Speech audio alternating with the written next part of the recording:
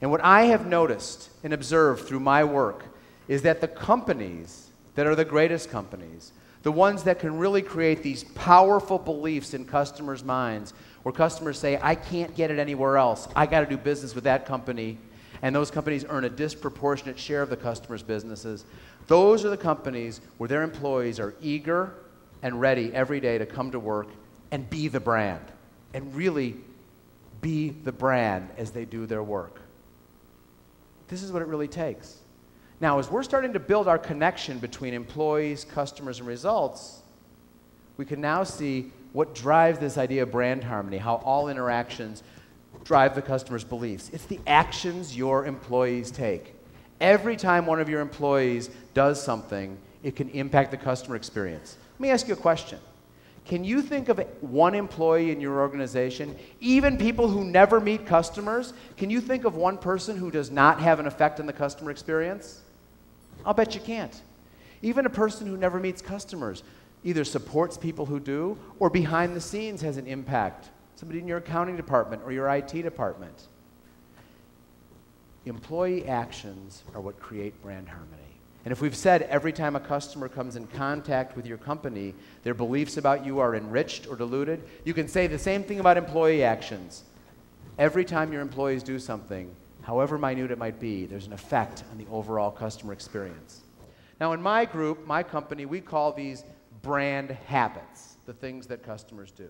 The habits that people have in your company. Now every company has habits, don't they? Every cultural group has habits. I mean, some companies have a habit of showing up to meetings on time and sitting there attentively and participating till the end of the meeting, and some companies have habits to straggle in for the first 5 or 10 minutes after the meeting's called for and jump up as soon as the cell phone rings, right? Those are habits. Groups tend to form habits. The question is, how can we nurture in our organizations habits among our people that contribute to this sense of brand harmony that customers have? Now, some brand habits are basic. Customer service kind of habits, like being nice. But don't stop just at customer service.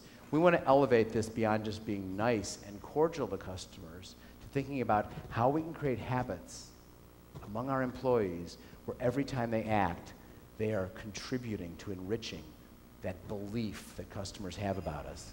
They are creating brand harmony. They are making it easy for the customer to say, I get it. I know what that company's all about. I want what they do, and I can't get what they do anywhere else. That's what you're trying to get your employees to do. That's what good brand habits are. Much higher level than just customer service. Well, remember we said over here that customer beliefs drive customer actions? Same thing happens with your employees. Their beliefs drive their actions. As Emerson said, the ancestor of every action is a thought or a belief. Happens with your customers, happens with your employees. Your employees' beliefs drive their actions. And we said that your brand is what your customers believe about you. Well, what your employees believe about you is your internal brand. The brand inside your company. It's what your employees believe about you. Now, if you look at this chart, you can see that we have now made the connection between employees on the left, customers in the middle, and results on the end. And what is it that starts the whole process? What is the fuel of unleashing that latent profit in your business? It's your employees' beliefs. It's when your internal brand is rich, compelling, powerful. When your employees have beliefs about you that encourage them to be the brand and act. A strong internal brand can be defined very simply as a shared belief of who we intend to be. When you can create among your employees a shared belief of who we intend to be, that's when they are eager, ready to effectively be the brand, creating a sense of brand harmony in your customers' minds, and thereby making that connection between employees, customers, and results. A shared belief of who we intend to be. If I asked them about your company, would they be able to give me this detailed, rich description of what you do in the world, why you're special to customers, what it is that really works? But by the same token, not only having a ability to do a rich 15-minute description of what your company does, could your employees boil that down to the essence? Could they get down to a short, tight description of what you do? Think of it this way. Could one of your employees describe who you are what you want to be and why you're special to customers so clearly that their 15-year-old could understand it? In fact, maybe an even better question, is what you do and who you are and who you want to be so important to your employees that they would want to describe it to their 15-year-old kid? What can you do to make your employees have this very rich, deep belief of who you are? Now, this is an old story. It's been kicking around for 800 years, so if you've heard it, I'm sorry. I didn't make this one up because I was not around 800 years ago. This story takes place on the banks of the Seine River 800 years ago as the Notre Dame Cathedral was being built. How many of you have seen Notre Dame? It's pretty majestic, isn't it?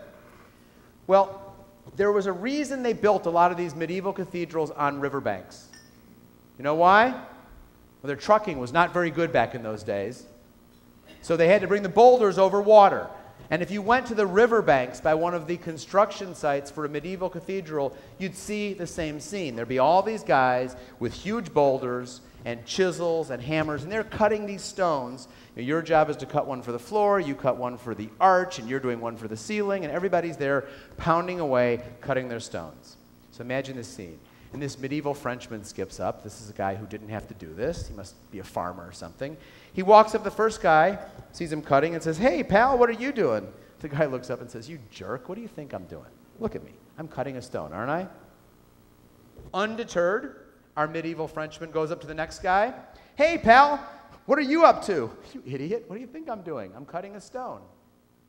Still undeterred, our medieval Frenchman goes to a third guy who's got the same kind of boulder, the same chisel, same hammer, same arm movements. "Hey, what are you doing?" This guy says, "I'm building a cathedral." Now think of the difference between somebody who says, "My job is cutting a stone," versus somebody who says, "My job is building a cathedral." It's entirely different. Let me tell you my observation, working with lots of companies. Most employees, yes, there are the strange ones, but most employees, virtually all, would rather understand their job as building a cathedral than cutting stones. However, when I ask people to describe their jobs, even beyond the first statement, but we get into a long conversation, they don't talk about the cathedral.